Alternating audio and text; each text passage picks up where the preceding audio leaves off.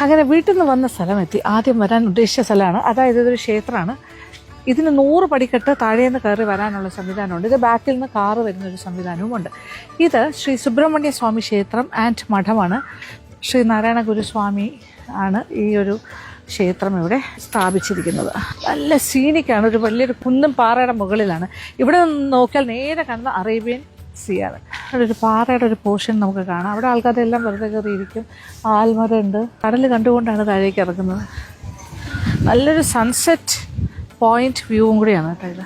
ചെരുപ്പ് പുറത്തിട്ടിട്ട് നമുക്കുള്ളിലേക്ക് പോകാം. ശ്രീനാരായണ ഗുരുദേവനാണ് ഈ ഒരു ക്ഷേത്രം ഇവിടെ സ്ഥാപിച്ചതെന്ന് ഞാൻ പറഞ്ഞല്ലോ. ശ്രീനാരായണ ഗുരുദേവൻ ഇവിടെ ഒരു 8 വർഷത്തോളം താമസിച്ചിരുന്നു ഈ കുന്നും പാറയിൽ. ഇവിടെ ഒരു വീടിൻ്റെ കുറച്ച് ഭാഗങ്ങൾ കാണാം. ഇതിൻ്റെ തൊട്ട് താഴോട്ട് ഒരു 40 സ്റ്റെപ്പിൻ്റെ അത്രയും താഴേക്ക് ഇറങ്ങിക്കഴിഞ്ഞാൽ വീണ്ടും ഒരു അദ്ദേഹം താമസിക്കുന്ന വീടിൻ്റെ ഭാഗങ്ങൾ കാണാം. അപ്പോൾ അതൊക്കെ ഇപ്പോഴും ഉണ്ട്. അവിടെ ഒരു ചെറിയൊരു കിണർ പോലെയുണ്ട്. ഇങ്ങനെ ഒരുപാട് ഐതിഹ്യവും ഒരുപാട് എന്താ പറയുക പഴയ ചരിത്രം ഇതിൻ്റെ ഭാഗമാണ്. അപ്പോൾ ഇവിടുത്തെ മെയിനായിട്ടുള്ള ശാന്തി, അതായത് പൂജാരി തന്നെ എല്ലാം പറഞ്ഞു തരാമെന്ന് പറഞ്ഞു. നമുക്ക് സ്റ്റെപ്സ് ഇറങ്ങി വേണമെങ്കിൽ അങ്ങോട്ട് പോവാം, ആ ഭാഗത്തേക്കൊക്കെ പോകാം. അതെല്ലാം കണ്ടിട്ട് ഞാനൊരു അർച്ചനയ്ക്ക് കൊടുത്തിട്ടുണ്ട്. തിരിച്ച് വന്നിട്ട് അർച്ചന ചെയ്ത് പ്രാർത്ഥിച്ചിട്ട് ഇപ്പം നല്ലൊരു ടൈമാണ്. ഇത് സൺസെറ്റ് ആയിട്ടില്ല. അതേ നോക്കൂ, സൂര്യൻ ഇങ്ങനെ വന്നുകൊണ്ടിരിക്കുക. ഒരു within half an hour sunset ആകും. ഇപ്പം സമയം ഒരു 5 മണിയൊക്കെ കഴിഞ്ഞിട്ടേ ഉള്ളൂ. ഒരു 6 മണി കഴിയുമ്പോഴാണല്ലോ സൂര്യൻ അസ്തമിക്കുന്നത്. ഓക്കെ, അറേബ്യൻ കടൽ, നമ്മുടെ കോവളം ബീച്ചാണ് കേട്ടോ. ബീച്ച് കടൽ, ആ കടൽ ഭാഗമാണ്. ഇത് കോവളത്തിന് അടുത്തുള്ള സ്ഥലമാണിത്. ഇങ്ങനൊരു കുന്നും പ്രദേശം ഉണ്ടോ എന്ന് ആൾക്കാർ അതിശയത്തിലല്ലേ നോക്കാൻ പോണേ. എന്ത് സെറൈനായിട്ടുള്ളൊരു അറ്റ്മോസ്ഫിയറാണ് ഇവിടെ. ഇങ്ങനെ തപസ്സനുഷ്ഠിക്കാനും ഒരു മെഡിറ്റേഷൻ പോയിന്റ് അങ്ങനത്തെ ഒക്കെ ഏറ്റവും പീസ്ഫുൾ സ്ഥലമാണ്. എനിക്ക് തോന്നുന്നു അതുകൊണ്ടായിരിക്കാം ഗുരുദേവൻ ഇവിടെ വന്ന് ഈ ഒരു സ്ഥലത്ത് കുറേ നാൾ താമസിച്ചിരുന്നു എന്ന് പറഞ്ഞത്, മെഡിറ്റേഷനും ഒക്കെ ആയിട്ട്. വാഴമുട്ടം എന്നാണ് ഈ സ്ഥലത്തിൻ്റെ പേര്. വാഴമുട്ടം, കോവളം വാഴമുട്ടം ഈ ഭാഗം. ഇവിടെ ബസ് റൂട്ടാണ്. ഇവിടെ KSRTC ബസ് വന്ന് നിൽക്കുന്നത് ഞാൻ കണ്ടു. ഇപ്പോൾ തൊട്ട് പറയില്ല നമ്മുടെ കാറ് നിന്ന സ്ഥലത്ത്. ഓക്കെ, ആൽമരവും പാറയും അതിൻ്റെ തൊട്ട് താഴെ മുരുകഭഗവാന്റെ ഒരു ചെറിയ ക്ഷേത്രവും. ഇത് ഈ ഭാഗത്ത് ഗുരുദേവന്റെ ഒരു പ്രതിഷ്ഠയുമുണ്ട്. ഇത് ഗണപതി ഭഗവാൻ.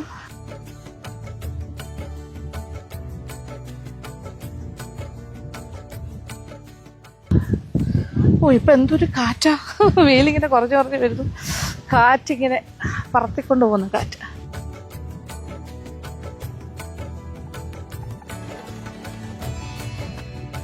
ആൽമരമൊക്കെ ഇങ്ങനെ ആടിയല്ലേ, എന്ത് കാറ്റല്ലേ. വൈകുന്നേരം ഇങ്ങനെ ആയിരിക്കുമല്ലേ, ഈവനിങ് സമയമൊക്കെ. ഇവിടെ ഒരുപാട് ഗുരുദേവന്റെ അദ്ദേഹം പറഞ്ഞ കാര്യങ്ങളെല്ലാം ഇങ്ങനെ എഴുതി വെച്ചിട്ടുണ്ട്. കുറേ കാര്യങ്ങൾ, അതായത് കുറേ അദ്ദേഹത്തിൻ്റെ ചില ഉപദേശങ്ങളും അദ്ദേഹം പറഞ്ഞ കാര്യങ്ങളൊക്കെ. ശീലിച്ചാൽ ഒന്നിനും പ്രയാസമില്ല, തീയിലും നടക്കാം, ശ്രീനാരായണ ഗുരുദേവൻ പറഞ്ഞ കാര്യമാണ്. ആത്മാവിനെ അനുഗമിക്കുന്നതാണ് ഭക്തി, അരുളുള്ളവനാണ് ജീവി. പിന്നെന്താ, പ്രസംഗങ്ങളുടെ ഉദ്ദേശം പ്രതിപക്ഷം ധ്വംസനവും വിരോധവുമല്ല, അത് അറിയാനും അറിയിക്കാനും മാത്രമായിട്ടുള്ളതായിരിക്കണം. അങ്ങനെ കുറേ കാര്യങ്ങൾ വളരെ എന്താ പറയുക അർത്ഥവത്തായ കാര്യങ്ങളാണ്. ആ മരങ്ങളിലൊക്കെ ഇങ്ങനെ തൂക്കിയിട്ടിട്ടുണ്ട്. ഇത് തെക്കിൻ്റെ പളനി എന്നാണ് പറയുന്നത്. തെക്കൻ പളനി. ഓക്കെ, തെക്കൻ പളനി എന്ന് പറയും. പിന്നെ അദ്ദേഹം പറഞ്ഞ കാര്യങ്ങളാണ്. നാം ദൈവത്തിൻ്റെ പ്രതിപുരുഷനാകുന്നു, നമ്മുടെ ശരീരം ജഡമാകുന്നു. പിന്നെന്താ, ഒരുവൻ്റെ മരണം വരെയുള്ള എല്ലാ പ്രവൃത്തിയും ഭാവി സുഖത്തിനായി ഭവിക്കുന്നു.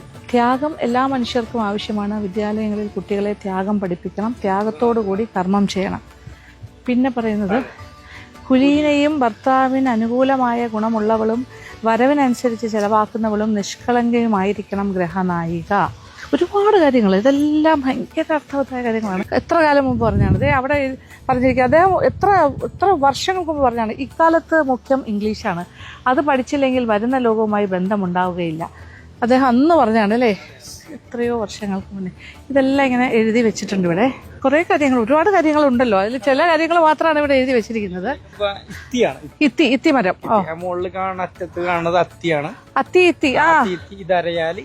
എല്ലാരും ഉണ്ടല്ലോ. അപ്പോ ഇത്തി അരയാല് പേരാല് എല്ലാ ആൾക്കാരും അടുത്തടുത്ത് തന്നെ നിൽക്കുന്നു. ഇതാണ് ഏറ്റവും പ്രധാനപ്പെട്ട ആൾക്കാരാണ് ഈ 4 മരങ്ങളും. ഇത്തി പേരാല് അരയാല് 4 ഉണ്ട്. എന്തോ ഇത് അശോക അല്ല, മലയാളത്തിന്റെ ജനങ്ങൾക്ക് തെറ്റിദ്ധാരണയുണ്ട്. സീതാദേവി അശോക വനത്തിന്റെ അശോക വനം രാമായണത്തിൽ രേഖപ്പെടുത്തിയിട്ടുണ്ട്. അശോകവനിയില് ശിംശിബാ വൃക്ഷത്തിന്റെ താഴെ ശിംശിബാ വൃക്ഷമാണ്. രാമായണത്തിൽ പ്രത്യേകത പറഞ്ഞിട്ടുണ്ട്. അശോകത്തിന്റെ ഒരു വനമാണ്. ആ വനത്തില് ശിംശിബ വൃക്ഷത്തിന്റെ താഴെയാണ് ദേവി ഇരുന്നത്. ഓക്കെ, ശിംശിബ വൃക്ഷമാണത് എന്ന് പറഞ്ഞാൽ ഇതാണ്. ആദ്യം താമര മുട്ട് പോലെ വരും. ഒന്ന് കാണാം. അത് കോളാമ്പി പോലാവുന്ന ഒരു പൂ ഇതാണോ കായായിട്ട് വരുന്നത്? ഇത് അത്ര വലിയ പൂവാണ്. അങ്ങനെയാണല്ലേ. ഓക്കെ. ഓ, ഇതാണല്ലേ. അത് ആദ്യം താമര മുട്ട് പോലെ. താമര മുട്ട് പോലെ.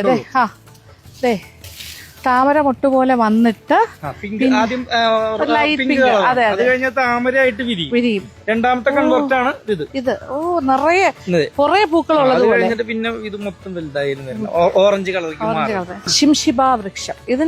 ഈ ശിംശിബ വൃക്ഷത്തിന്റെ താഴെയാണ് സീതാദേവി ഇരുന്നതെന്നാണ് പറയുന്നത്. അശോക വനത്തിൽ ഇതിൽ ഓക്സിജൻ കണ്ടന്റ് കുറച്ച് കൂടുതലാണ്. അപ്പൊ ചെറിയ തണലും കൂടുതലാണ്. നല്ല ബുഷിയാണ്. അതെ, ഉണ്ട്. നല്ല തണല്, നല്ല തണുപ്പ്. ഇവിടെ ഇപ്പൊ ശാസ്താവിനെയാണ് ഇതിന്റെ പ്രതിഷ്ഠിച്ചിരിക്കുന്നത്. കോൺസെപ്റ്റ് വനശാസ്താവിന്റെ ആണ്. അതായത് സർപ്പങ്ങളാണ്. നാഗരാജ. ഇവിടെ വിളക്ക് കത്തിക്കൽ അങ്ങനെ മാത്രമേ ആയില്യത്തിന് മാത്രമേ പൂജകളുള്ളൂ. അത്തീത്തി അരയാല്, നെല്ലി. പിന്നെ അത് നമ്മൾ പറയണെന്ന് വെച്ചാല് ഈ സുദർശന ഹവനത്തിന് ഉപയോഗിക്കണം. അത്തീത്തി അരയാല്, പേരാല്, നെല്ലി, ഇല്ലി, കള്ളി, കടലാടി, അതെല്ലാം ഇവിടെ ഓർഡറിൽ ഉണ്ട്. എല്ലാം ഉണ്ട്. ഈ പറഞ്ഞ എല്ലാ ഹോമദ്രവ്യങ്ങളും നമുക്കിപ്പോ ശാലയിൽ പോയിട്ടോ മറ്റേ പൂജക്കടയിൽ പോയിട്ട് വാങ്ങേണ്ടതില്ല. അപ്പൊ ഈ മൊത്തം 21 ഏക്കറാണ് ഈ ക്ഷേത്രഭൂമി. ശിവഗിരി മഠത്തിന്റെ അണ്ടറിലാണ്. 21 ഏക്കറിൽ മൊത്തം എല്ലാ ചെടികളും വെച്ച് നട്ട് പരിപാലിച്ചിട്ടുണ്ട് പണ്ട് മുതൽ. സർപ്പലിംഗം. അപ്പൊ നാഗത്തിന്റെ കണ്ടു. അതെ, നാഗരാജാവിന്റെ പ്രതിഷ്ഠ ഇവിടെ. ഇതിന്റെ തൊട്ടടുത്ത് ആ ഒരു മരം, അതായത് നാഗലിംഗം എന്നാണ് ഇതിന് പറയുന്നത്. ഇങ്ങനെ വരുന്ന പൂ അല്ലേ, നാഗരുടെ ഷേപ്പില്. സഹസ്രപത്മത്തിന്റെ നടുക്ക് ശിവലിംഗത്തിന്റെ രൂപം ഉണ്ടാവും. അതിന് മേലൊരു പാമ്പ് ഉണ്ടാവും. അത് ഞാൻ കണ്ടിട്ടുണ്ട് ആ പൂവ്. അയ്യോ, വളരെ വിശേഷപ്പെട്ട മണമുണ്ടല്ലേ. ഇതാ ഏജീസ് ഓഫീസിന്റെ ഫ്രണ്ടിലൊക്കെ വലിയ മരത്തിൽ നിറയെ പൂത്ത് കിടക്കുക. കൂവളമുണ്ട് ഇവിടെ. നിശാഗന്ധി. അയ്യോ, പ്രധാനപ്പെട്ട എല്ലാ വൃക്ഷങ്ങളും ചെടികളും. തേൻ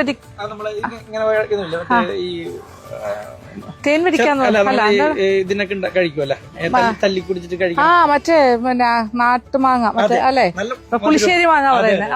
ഓക്കെ, അത് ഗുരുദേവൻ വെച്ച മാവാണ് കേട്ടോ അവിടെ. അത് എത്ര വർഷം പഴക്കമുണ്ടപ്പോ.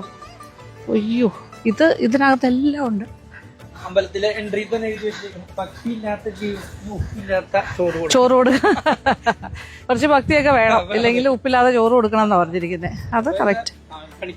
കണിക്കൊന്നുണ്ട്. പ്രത്യേകത എന്ന് പറഞ്ഞാൽ ഈ കണിക്കൊന്നേറ്റ് ചെറുതായിട്ടൊന്ന് വീക്ഷിച്ചു നോക്കി. എല്ലാ ദിവസവും പൂക്കും. ആണോ? ഒന്ന് നോക്കിയോ. മേടമാസം മാത്രമല്ല, ഈ സമയത്തൊക്കെ വേനലാണ്. സ്ഥലത്തും ശരിക്കും. അതെ, സത്യം. എല്ലാ ദിവസവും ഇവിടെ ഉണ്ട് പൂ.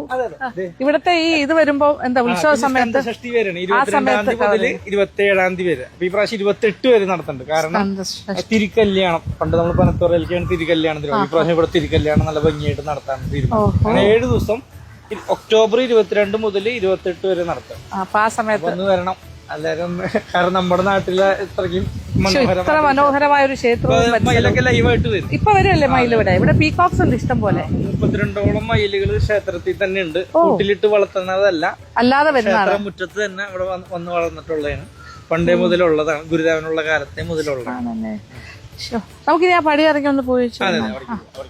ഇലയ്ക്ക് 4 കളർ സാന്നിധ്യം. ശരി, അതായത് ഇലയുടെ കളർ ആണോ? അയ്യോ, ഇല ഇങ്ങനെ വരുമല്ലേ. അത് കഴിഞ്ഞ വൈറ്റിലേക്ക് വന്നിട്ട് പിന്നെ അടുത്ത കളർ കാപ്പിപ്പൊടി കളർ, അത് കഴിഞ്ഞ പച്ച, അങ്ങനെ ഗ്രീൻ കളർ. നോക്കൂ, ഇങ്ങനെ കളേഴ്സ് മാറുന്ന ഇലയാണ്. 4 കളറിലെ ഇല വരും. 4 കളർ പൂ 4 കളറായിട്ടാണ് വരുന്നത്. Final stage. അയ്യോ, ഇത് കൊള്ളാലോ. ഇത് ഏത് സ്റ്റേജ് ആയത്? Second stage, third. ഇതാണ് പിന്നെ ഈ കളർ ആകുന്നത്. ഡിഫറെന്റ് സ്റ്റേജസ് ആണ് കേട്ടോ. വൈറ്റ് ആയിട്ട് ഇതൊക്കെ ഇല കേട്ടോ, ഇല. ഇത് വൈറ്റ് കളറിൽ വരുന്നുണ്ട്. പിന്നെ അത് കഴിഞ്ഞിട്ടത് ഇങ്ങനെ വരുന്നു, പല കളേഴ്സിലേക്ക് മാറി ആൻഡ് ഫൈനലി ഗ്രീൻ ആകും. പൂ അതുപോലെ നല്ല തണുപ്പ് അവിടെ. ശ്രീ രവിശങ്കറൊക്കെ ഇവിടെ കാല് വെച്ച് ഇവിടെ ഇരിക്കും. ആണോ? മെഡിറ്റേഷന്റെ ഒരു സ്ഥലമാണ്. അതെ, ഇത് മെഡിറ്റേറ്റ് ചെയ്യാൻ പറ്റിയ ഒരു ഫീലാണ്. അതിനകത്തോട്ട് കയറി ഇരുന്ന് കഴിഞ്ഞാല് നല്ലൊരു ഡാർക്ക് ആൻഡ് ഷെയ്ഡ്, നല്ല രീതിയിൽ സമാധാനമായിട്ട് മെഡിറ്റേറ്റ് ചെയ്യാൻ പറ്റും. ഇത് 4 സ്റ്റേജസിലൂടെയാണ് ഈ കളറിലേക്ക് കളർ മാറി മാറി വരുന്നത്. പവിഴമല്ലി 3:30-ാണോ ഇത് പൂക്കുന്നത്? രാത്രി വെളുപ്പിന് 3:30 പൂക്കുന്നു. നല്ല മണമാണ്. താഴെ വീഴും. അപ്പൊ അതിന്റെ പൂവ് നമ്മൾ നിപ്പ പനിയുടെ സമയത്ത് ഇതിന്റെ പൂവ് എപ്പോഴും വരാറുണ്ട്, ഇങ്ങനെ ഓറഞ്ച് തണ്ടുള്ള പൂവിൽ. അതെ. അപ്പൊ ഈ പൂവും തളിരിലയും കൂടി വെള്ളം തിളപ്പിച്ച് കുടിച്ച പ്രതിരോധ ശക്തിക്ക് കൂടുതലാണ്. അതെപ്പോഴും ആ ഒരു പത്രത്തിന്റെ സമയത്ത് ആ സമയത്ത് ഇവിടെ വരാറുണ്ട്. White and orange. Early morning 3:30 വിരിയുന്ന പൂവ് 9:30 ഈ ക്ഷേത്രം ഓപ്പൺ ചെയ്യുന്നത്. 3:30 വെളുപ്പിന് 3:30 ഗുരുദേവൻ വൃശ്ചിക മാസത്തിലെ കാർത്തികേയർ എന്നാണ് പ്രതിഷ്ഠ. അപ്പൊ പ്രതിഷ്ഠയുടെ പ്രത്യേകത എന്ന് പറഞ്ഞാല് വെളുപ്പിന് 3:30 അന്ന് പൗർണമിയും കൂടി ആയിരുന്നു. അപ്പൊ പൗർണമി വെളുപ്പിന് 3 to 3:30 സമയത്ത് മുരുകന് നേർക്ക് വരും. ഇപ്പൊ സൂര്യൻ നിൽക്കണം ഈ ലെവലിൽ നേർക്ക് ടു നേർ വരും ഭഗവാൻ അല്ലെ. ശ്രീ സുബ്രഹ്മണ്യ സ്വാമിയും സൂര്യനും ഇങ്ങനെ. സൂര്യനല്ല, ചന്ദ്രൻ. രാത്രി. ഓക്കെ. വെളുപ്പിന് 3:30 ചന്ദ്രൻ ഉണ്ടാകും. അതാണ് അതിന്റെ ഒരു രേഖപ്പെടുത്തൽ ഇവിടെ എഴുതി വെച്ചിട്ടുണ്ട്. നമ്മൾ കൊല്ലവർഷം മലയാളമാണെങ്കിൽ 1071 വൃശ്ചിക മാസത്തിലെ തൃക്കാർത്തിക പൗർണമിയും കൂടി കൂടിച്ചേർന്ന ദിനത്തിലാണ് 1896 ഡിസംബർ 2 പുലർച്ചെ 3:30 മണിക്കുള്ള ശുഭമുഹൂർത്തത്തിൽ പ്രശാന്ത സുന്ദരമായ കുന്നുംപാറയിൽ ശ്രീ നാരായണ ഗുരുദേവൻ കാരുണ്യമൂർത്തിയായ ശ്രീ സുബ്രഹ്മണ്യ സ്വാമിയെ പ്രതിഷ്ഠിച്ചതായി ചരിത്രത്തിൽ രേഖപ്പെടുത്തിയിരിക്കുന്നു. ഇത് ചരിത്രമാണ്. ക്ഷേത്രത്തിലെ മണിനാഥവും ശംഖുലിയും എത്ര ദൂരം വരെ എത്തുന്നുവോ അത്രയും ദൂരത്തിൽ വസിക്കുന്നവർക്ക് ജീവിതശാന്തി ലഭിക്കും എന്നുള്ള ഗുരുവചനം ഇപ്പോഴും അന്തരീക്ഷത്തിൽ മാറ്റൊലി കൊള്ളുന്നു. വെളുപ്പിന് ഇവിടെ 3:30 മണിയടിച്ച് ശംഖുതും ആ ശംഖുലി ആ മണിനാഥം എവിടെയും വരെത്തും, അവിടെയും വരെയുള്ള രോഗങ്ങൾ മാറും ആ ഗുരു പറഞ്ഞത്. പണ്ടുകാലത്ത് രോഗങ്ങൾ ബാധിച്ചിരുന്ന ഒരു സ്ഥലമായിരുന്നു. അപ്പൊ അത് പുരാതനമായിട്ട് പറഞ്ഞു കഴിഞ്ഞാൽ പഞ്ചപാണ്ഡവന്മാര് വന്ന് പോയി താമസിച്ച സ്ഥലമാണ്. അതേപോലെ തന്നെ അശ്വത്ഥ മഹർഷി, അശ്വത്ഥമാവ് ഇപ്പോഴും ആള് താമസിക്കണ ഗുഹാമുഖങ്ങൾ ഇവിടെ ഉണ്ട്. അപ്പൊ 7 ചിരഞ്ജീവികളിൽ ഒരാളായ അശ്വത്ഥമാവ് വസിക്കുന്ന സ്ഥലമാണ്. അപ്പൊ അവരെ പരമ്പരയായിട്ട് ഒരുപാട് മഹർഷിമാര്, മുനിമാര്, ശ്രേഷ്ഠന്മാര് ഇവിടെ തപസ് ചെയ്തിരുന്നു. അപ്പൊ ഈ തപസ് ചെയ്തിരുന്നവരായിട്ട് കണ്ടുമുട്ടാനാണ് ഗുരു ഇവിടെ ആദ്യമായിട്ട് എത്തിച്ചേരുന്നത്. അപ്പൊ ഈ 21 ഏക്കർ സ്ഥലം ഈ കൊച്ചുകുട്ടി വൈദ്യർ ചെട്ടിയാർ തോപ്പിൽ പാച്ചല്ലൂരിലുള്ളതാണ്. ചെട്ടിയാർ തോപ്പിൽ കൊച്ചുകുട്ടി വൈദ്യർ ആളാണ് ഈ സ്ഥലം ഗുരുവിന് വേണ്ടി കൊടുക്കുന്നത്. അപ്പൊ ഗുരുവിനെ ആദ്യമായിട്ട് കാണുമ്പോൾ ഗുരുവിനോട് ചോദിക്കുകയാണ്, താങ്കൾ ആരാണെന്ന് ചോദിക്കുമ്പോ, കാരണം ഭയങ്കര പ്രഭ, സൂര്യപ്രഭേരെ പോലെ ഒരു പ്രഭയെ ഗുരുവിനോട് ചോദിക്കണം, താങ്കൾ ആരാണെന്ന് ചോദിക്കുമ്പോ ഗുരു പറയണം, ഞാനൊരു വഴിപ്പോക്കനാണ്. സിമ്പിളായിട്ട് പറഞ്ഞു ഗുരു ഒഴിഞ്ഞു മാറണം. പിന്നീട് കാണാമെന്നും പറഞ്ഞു. പിന്നീട് കണ്ടപ്പോഴാണ് ഗുരു ആരാണെന്ന് കാലൊക്കെ തൊട്ട് പറഞ്ഞു, ഞാൻ അരൂപ്പുറം പ്രതിഷ്ഠ കഴിഞ്ഞ ചെമ്പഴന്തി നാണുവാണെന്ന് പറഞ്ഞു. അതിനുശേഷം ഇവിടുത്തെ വിഷമങ്ങൾ, ഇവിടെ രോഗങ്ങൾ, പറങ്കിപ്പുണ്ണെന്ന് പറഞ്ഞൊരു മാരക രോഗം ഇവിടെ എല്ലാവർക്കും പിടിപെട്ട്. കാരണം വിശേഷ ദിവസങ്ങളിൽ ഇവിടെ മൃഗബലി നടത്തുമായിരുന്നു. നമ്മളിപ്പോ പോയ ആ നാഗത്തിന്റെ ആ കല്ലിനടുത്ത് മൃഗബലി നടത്തി ആ ചോര ഇവിടെ ഈ ഭൂമിയിൽ അതാരാ ചെയ്തോണ്ടിരുന്നേ? ഇവിടുത്തെ നാട്ടുകാര്. അപ്പൊ ഇവിടെ വേറെ പ്രതിഷ്ഠ ഉണ്ടായിരുന്നു ആ സമയത്ത്? ഒരു ഭദ്രകാളിയുടെ കല്ലിന്റെ മേലെ ചോര ഒഴിച്ചുകൊണ്ട് ഇവിടെ ചെറിയൊരു അനാചാരം നടത്തിയിരുന്നു. അതുമൂലം ഇവിടെ രോഗം ബാധിക്കുകയും ചെയ്തു. അപ്പൊ ആ രോഗങ്ങൾ മാറാൻ വേണ്ടി ഗുരുവിനെ കണ്ട് ഗുരു പഴനിയിലേക്ക് ഒരു ശിഷ്യനെ പറഞ്ഞു വിട്ടു. പഴനിമലയര സുബ്രഹ്മണ്യ സ്വാമിയുടെ അളവെടുത്ത് മയിലാടി എന്ന സ്ഥലത്ത് നിന്ന് കൊത്തി വാങ്ങിയ വിഗ്രഹമാണ് ആ ശ്രീകോവിൽ ഇരിക്കണ വൈദ്യനാഥ സുബ്രഹ്മണ്യൻ. വൈദ്യൻ ശിവനും കൂടി ചേർന്നാണ്. അപ്പൊ എന്താണ്, രോഗങ്ങൾക്ക് മാറാൻ ശമനം. അപ്പൊ അതുകൊണ്ട് 4 കൈയും ഉണ്ട്. വൈദ്യനാഥ സുബ്രഹ്മണ്യൻ, മയിൽപ്പുറത്തിരിക്കണ 4 കൈയുള്ള ചതുർബാഹു രൂപമായ സുബ്രഹ്മണ്യൻ. അത് വളരെ റയറാണ്. അപ്പൊ അങ്ങനെ പ്രതിഷ്ഠിച്ചത് അത് ആ സമയമാണ് 3:30. എല്ലാ ദിവസവും 3:30 മണിയടിച്ച് ശംഖൂതി 4:30 നട തുറക്കും. പിന്നെ അതിന് മണിയടിക്കാൻ ഒരാളെ നിർത്തിയേക്കും. രാവിലെ ഈ ഫസ്റ്റ് പൂജയൊക്കെ 4:30 തുറന്നിട്ട് സാധാരണ ഉഷ പൂജ എന്ന് പറഞ്ഞാൽ നമ്മുടെ സൂര്യന്റെ രശ്മി ഭൂമിയിൽ തട്ടണ സമയമാണ് ഉഷസ്. ആ സമയത്ത് 6 മണി ടു 6:30 പൂജ നടത്തും. അത് കഴിഞ്ഞ പിന്നെ ഉള്ളത് 11 മണി ടു 11:30 ഉച്ചപൂജ. അത് കഴിഞ്ഞ എല്ലാ ദിവസവും അന്നദാനം. എല്ലാ ദിവസവും അന്നദാനം. അതിനുള്ള പച്ചക്കറികളാണ് ഇപ്പൊ നമ്മൾ വെച്ച് നട്ടേക്കുന്നത്. സ്വാമിജി അവിടെ ഉണ്ട്. എല്ലാ ദിവസവും ഉപയോഗിക്കുന്ന പച്ചക്കറി ഇവിടെ രൂപീകരിക്കണം. അപ്പൊ ഇവിടെ ആര് വന്നാലും ഭക്ഷണം കിട്ടും. അതെ, രാവിലെ. അന്ന് കാലത്തെ പ്രതിഷ്ഠ കഴിഞ്ഞിട്ടുള്ള ഗുരുദേവന്റെ അന്നത്തെ ചിത്രമാണിത്. ഗുരുദേവനാണ് ഇരിക്കുന്നത്. നമ്മുടെ ഇപ്പോഴത്തെ ക്ഷേത്രത്തിന്റെ മുകളിലുള്ള ബിംബങ്ങളാണ്. ക്ഷേത്രമാണ് ആ റൗണ്ട് ബ്ലാക്ക് ആൻഡ് വൈറ്റ്. മുട്ടക്കാട്ട് ക്ഷേത്രത്തിന്റെ മുൻവശത്ത് അത് മലയാളമാണ്. 1097 മുട്ടക്കാട് എന്ന് പറഞ്ഞാൽ പണ്ട് ഈ വാഴമുട്ടത്തിന് മുട്ടക്കാട് ദേശം എന്നാണ് പറയുന്നത്. ഇപ്പോഴും മുട്ടക്കാട് ഉണ്ട്. പിന്നെ അത് കഴിഞ്ഞിട്ട് അതിന്റെ ക്ലോസപ്പ് ചിത്രമാണ് ഇത്. അദ്ദേഹത്തിന്റെ ക്ലോസപ്പ് ചിത്രമാണ് ഇത്. അപ്പൊ അതിനെ ഗുരുദേവൻ കുന്നുംപാറയുടെ നടക്കലിരിക്കുന്ന ഒറിജിനൽ ചിത്രമാണ്. താഴെ ഇരിക്കുന്ന ചെറിയ ചിത്രം അത് കണ്ടു വരച്ചതാണ്. അത് കണ്ടു വരച്ചതാ. പിന്നെ അത് കഴിഞ്ഞതേ ഒറിജിനൽ അത് നമുക്ക് കാണാൻ വേണ്ടിയുള്ള തൊടാനുള്ള രീതിയിലുള്ള വലുതാക്കിയിട്ട് സ്കാൻ ചെയ്തിട്ടുള്ളൂ. ഇവിടെ ക്ഷേത്രത്തിന്റെ ഫ്രണ്ടിലെ ഗുരുദേവൻ അങ്ങോട്ട് നോക്കിയാൽ മതി. ആ കരിങ്കൽ പടിക്കെട്ട്, അതെ മനസ്സിലായി. ആ ആർച്ച്, ആ റൗണ്ട് ആർച്ച് നേരെ ഗുരു ഇരിക്കുന്നതാണ്. അപ്പൊ ഇതിന്റെ ചിത്രങ്ങളൊക്കെ ക്ഷേത്രത്തിൽ പൂജിക്കായിട്ട് ഇതിന്റെ പ്രിന്റൊക്കെയാണ് അവിടെ പോയിട്ട് അരുവിപ്പുറം ക്ഷേത്രത്തിൽ അല്ലേ? ഓ പൂജിക്കുന്നത്. പിന്നെ അതേപോലെ തന്നെ പക്ഷിമൃഗാദികള് നമ്മൾ കാണാൻ പറ്റാത്ത പറയില്ലേ, ഇപ്പൊ നമ്മൾ ഇത്ര സിറ്റി ആയതുകൊണ്ട് കാട്ടുപൂച്ചേനെ കാണാനില്ല. പക്ഷെ അതെല്ലാം ഇവിടെ നിലവിൽ ഉണ്ട്. ക്ഷേത്രത്തിലെ പണ്ടത്തെ ഹൈവേ നായിൽ ഈ രാത്രി ഇടുന്ന ഈ വെയിലിന്റെ വെളിച്ചം കാണാൻ കഴിയും. ഓ, വെയിലിന്റെ വെളിച്ചം രാത്രി ആകുമ്പോ ഇത് ലൈറ്റ് കത്തും. അപ്പൊ ഈ വെയിൽ വെളിച്ചം ഹൈവേയിൽ നോക്കിയാൽ കാണാം. ഓം ശരവണ ഭവനായ നമഃ. അന്ന് കാലത്ത് ഒരുപാട് വൃക്ഷങ്ങൾ നട്ടിട്ടുണ്ട്. അതൊക്കെ നമുക്ക് പിന്നീട് നഷ്ടപ്പെട്ടു പോയി. ഇപ്പൊ നിലനിൽക്കുന്നത് ഈ പറഞ്ഞ കണിക്കൊന്നയാണ്. അപ്പൊ ക്ഷമിക്കണം, മാവാണ്. മാവ്, ഈ മാവ് നാട്ടുമാവ് എന്നൊക്കെ പറയും. നാട്ടുമാവ് തന്നെ. അപ്പൊ അത് കുഞ്ഞി നിറച്ച് കായ്ക്കുമല്ലേ? അതെ, നന്നായിട്ട് കായ്ക്കും. നന്നായി കായ്ക്കുന്ന ഇപ്പൊ മാങ്ങയുടെ സമയമല്ല ഇപ്പൊ. അല്ല സീസൺ. എന്നിട്ട് പൂത്ത് നിൽക്കുക. ഈ ഒന്നേടെ കാര്യം പറഞ്ഞത് ഭയങ്കര അതിശയമാണ്. വർഷം മുഴുവൻ എല്ലാ ദിവസവും ഒരു പൂവെങ്കിലും കാണുമെന്നാ പറയുന്നത്. എല്ലാ മരവും ഉണ്ട്. അത്തി, ഇത്തി, പേരാല്, അരയാല്, ഫുൾ സംഭവങ്ങൾ ഇവിടെ ഉണ്ട്. ആശ്രമമായിട്ടുണ്ടോ ഇവിടെ? ഉണ്ട്. അതെവിടെയാണ്? ആ താഴെ. ഇത് ഗസ്റ്റ് ഹൗസ് ഒക്കെ ആയിരിക്കും അല്ലേ? കുറച്ച് ഇത് നമ്മൾ ചെറിയൊരു ആയുർവേദത്തിന്റെ വേദ.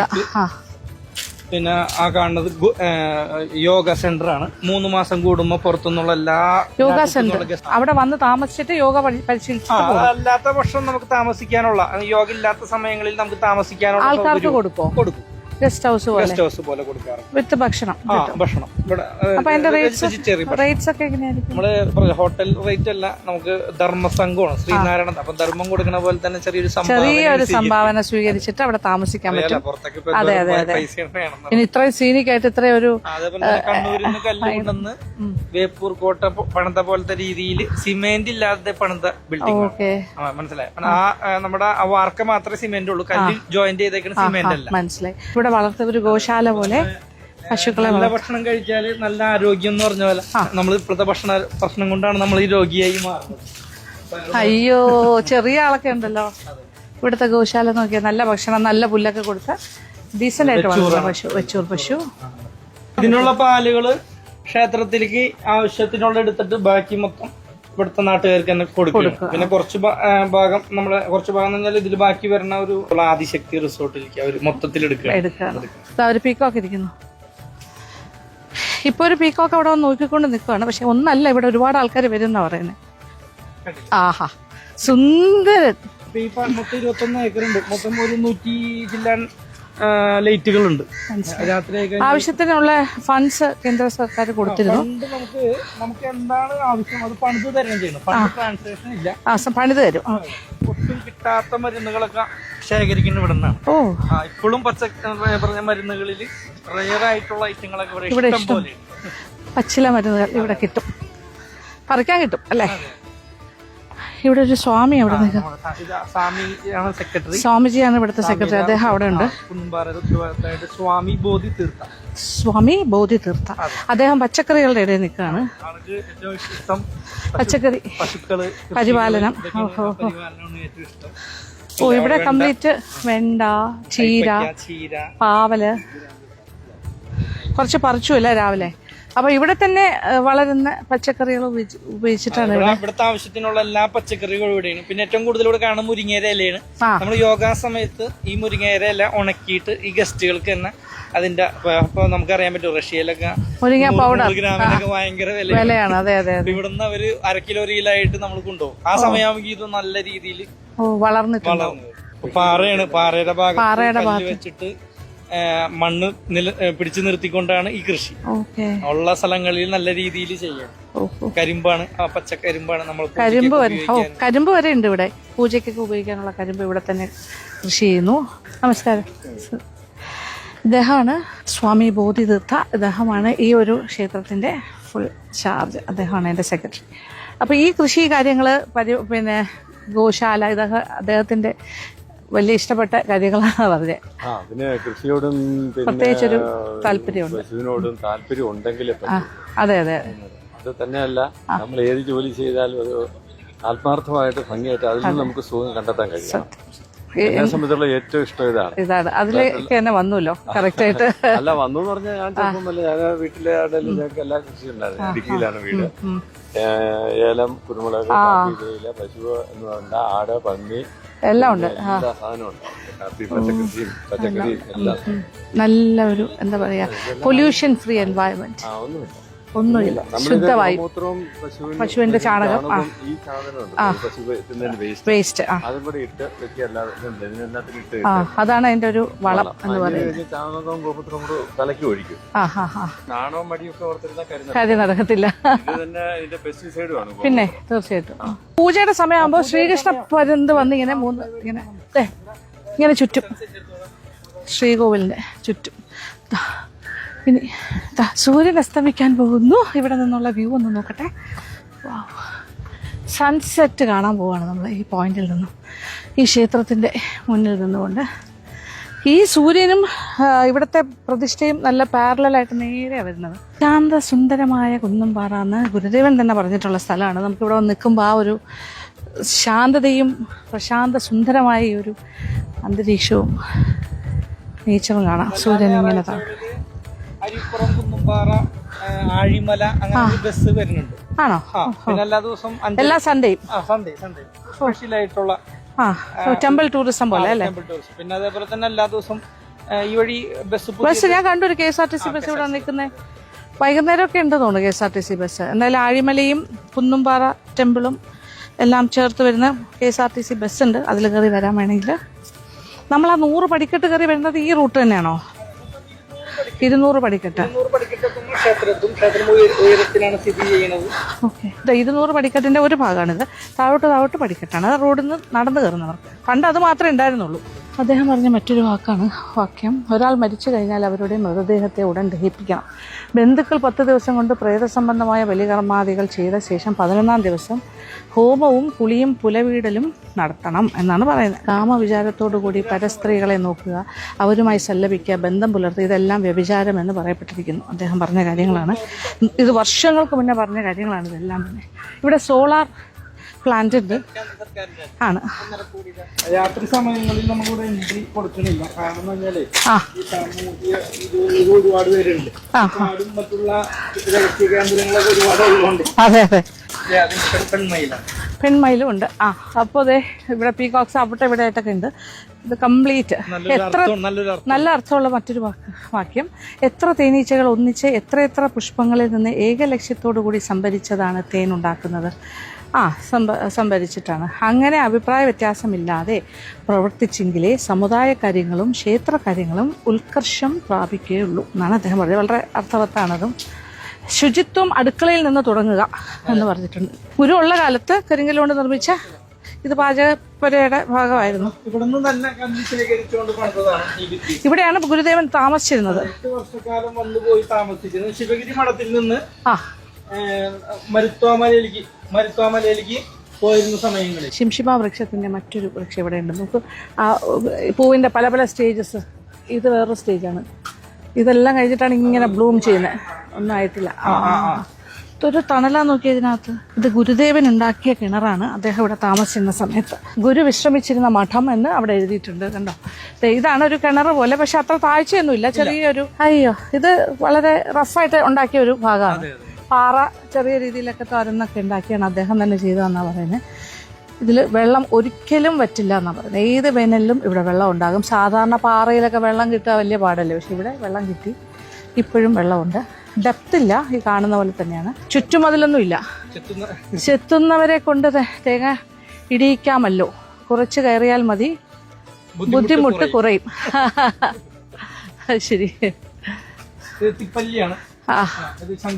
ശംഖുപുഷ്പം, തിപ്പല്ലി, ബ്ലൂ ടീ ഒക്കെ ഉണ്ടാക്കണ എല്ലാ ഔഷധ ഗുണമുള്ള ചെടികളും മരങ്ങളും ചുറ്റും.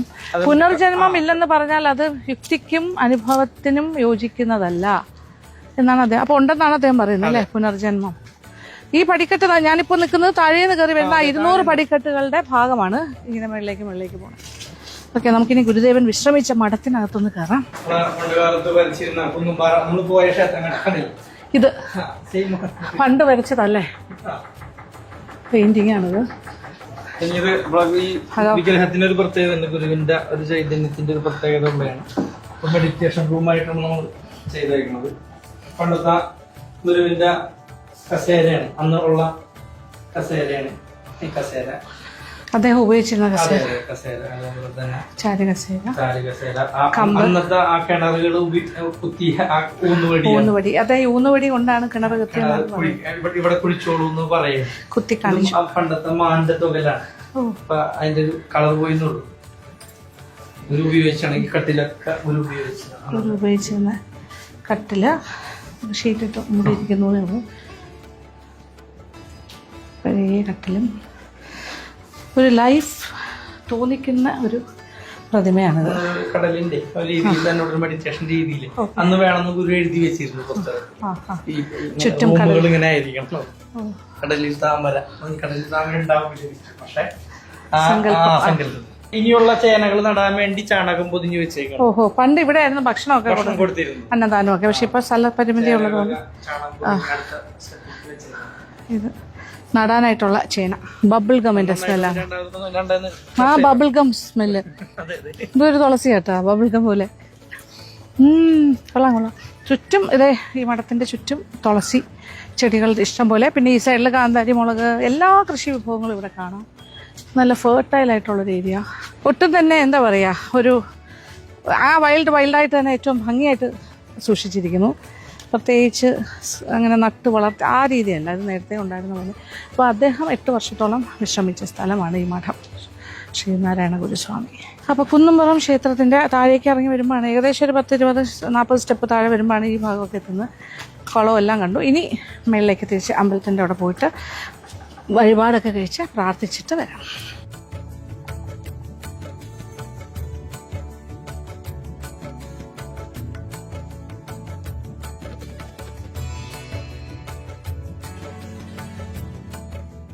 ഭക്തി തുളുമ്പുന്ന, അല്ലെങ്കിൽ നമുക്ക് ഭയങ്കരമായിട്ടൊരു ആ ഫീലിംഗ് തരുന്നൊരു ക്ഷേത്രത്തിൻ്റെ മുന്നിലാണ് ഞാനിപ്പോൾ ഇരിക്കുന്നത്. അതായത് നമ്മുടെ കുന്നുംപാറ ശ്രീ സുബ്രഹ്മണ്യ സ്വാമി ക്ഷേത്രം. പടിക്കെട്ടുകൾ ഇനിയും ഉണ്ട് കയറാൻ. ഇതുവഴി വരികയാണെങ്കിൽ ടോട്ടൽ 200 സ്റ്റെപ്സ്. ഇവിടെ രാവിലെ 6 മണിക്കെല്ലാം വന്നു കഴിഞ്ഞാൽ സൂര്യൻ ഉദിക്കുന്ന അപ്പുറമാണല്ലോ കിഴക്ക്. അപ്പോൾ ഈ ക്ഷേത്രത്തിൻ്റെ ബാക്കിൽ സൂര്യകിരണങ്ങൾ, സൂര്യൻ ഉദിച്ച് വരുന്ന ആ ഒരു മനോഹരമായ ദൃശ്യം കാണാമെന്നാണ് പറയുന്നത്. ഇപ്പോൾ ഇവിടെ നിന്ന് അങ്ങോട്ട് നോക്കുമ്പോൾ കടലിലേക്ക് സൂര്യൻ താഴ്ന്നു പോകുന്ന ദൃശ്യം, അത് പടിഞ്ഞാറ് കാണാൻ സാധിക്കും. സൺസെറ്റ് പോയിന്റ് അറേബ്യൻ കടലിലേക്ക്. ഇപ്പോൾ ഏതാണ്ട് സൺസെറ്റ് കഴിഞ്ഞു, വെളിച്ചമൊക്കെ മങ്ങി തുടങ്ങി. ഇനി മേളിലേക്ക് പോയിട്ട് ദീപാരാധനയൊക്കെ തൊഴുതിട്ട് അർച്ചന കഴിച്ചതൊക്കെ ചെയ്ത് പ്രസാദം വാങ്ങിയിട്ട് തിരിച്ചു പോകും. ഞാൻ ഇവിടെ ട്രിവാൻഡ്രത്ത് ഉണ്ടായിരുന്നിട്ട് ഈ ക്ഷേത്രത്തിൽ ഇതുവരെയും വന്നിട്ടില്ലല്ലോ, എന്ത് പറ്റി ഞാൻ അറിയാതെ പോയല്ലോ എന്ന് ഞാൻ ആലോചിക്കുകയാണ്. സത്യം എല്ലാത്തിനും ഒരു സമയമുണ്ടല്ലോ. ഇപ്പോഴാണ് എനിക്ക് ആ സമയമായതെന്ന് തോന്നുന്നു. വിവേകാണ് എന്നെ ശരിക്കും ഇങ്ങോട്ടേക്ക് റെഫർ ചെയ്തത്. വിവേക് കോളം, നമ്മുടെ വളരെ ഫേമസ് ഫോട്ടോഗ്രാഫർ വീഡിയോ വിവേകാണ്. ഞാൻ പറഞ്ഞു വിവേകാണ് എന്നെ ഇങ്ങോട്ട് കൊണ്ടുവന്നതെന്ന്. വിവേക് എന്ന് പറഞ്ഞാൽ അമ്പലങ്ങളുടെയൊക്കെ കംപ്ലീറ്റ് ഒരാളാണ്. അമ്പലങ്ങളുടെ വളരെ വളരെ പോപ്പുലറായിട്ടുള്ള ഒരുപാട് റീൽസ് ഇൻസ്റ്റാഗ്രാമിൽ നോക്കിയാൽ കാണാം. വിവേക് കോവളം അല്ലേ?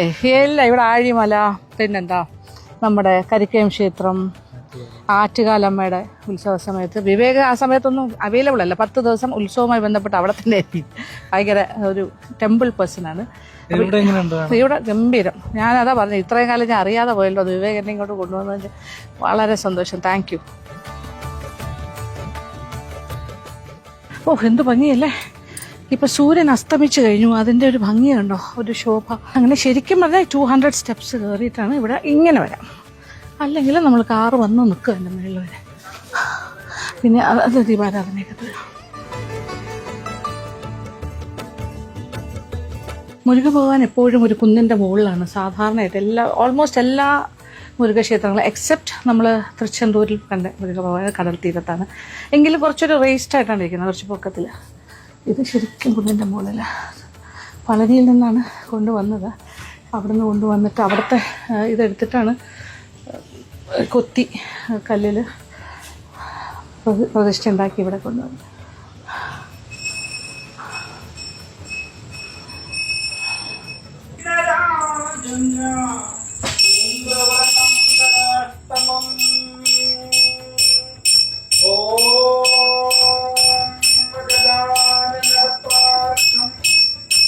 ഗജാനന ഹരിശമനേ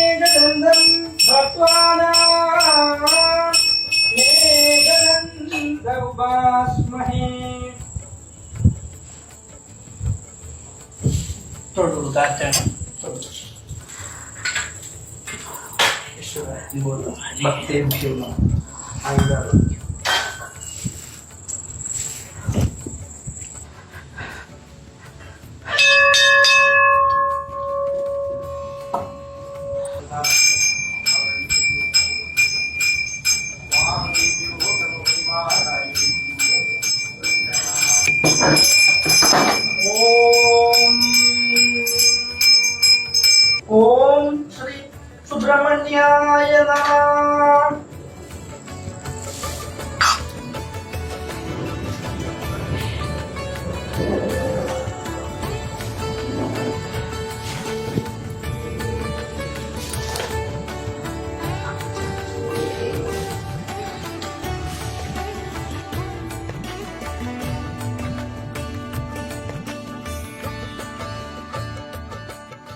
ഇവിടുത്തെ 3 നേരം തൃമധുരമാണ്.